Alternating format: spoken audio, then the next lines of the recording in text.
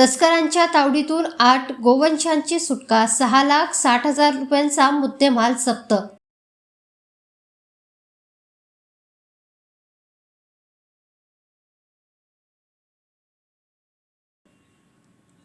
कत्तलीकरिता एका पिकअप वाहनातून कोंबून वाहतूक करण्यात येत असलेल्या 7 गोवंशाची स्थानिक गुन्हे शाखेच्या पथकाने तस्करांच्या तावडीतून सुटका करून दोघांविरुद्ध गुन्हा दाखल केला आहे.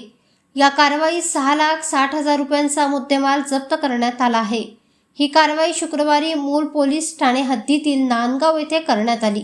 स्थानिक गुन्हे शाखा चंद्रपूरच्या पथकाने मिळालेल्या माहितीच्या आधारे मूल पोलीस ठाण्याच्या हद्दीतील नांदगाव येथे नाकाबंदी केली. यावेळी तेथे आलेल्या पिकअप वाहनाला अडवून पाहणी केली असता त्यात 8 गोवंशाची कत्तलीकरिता अवैधरित्या वाहतूक होत असल्याचे दिसून आले.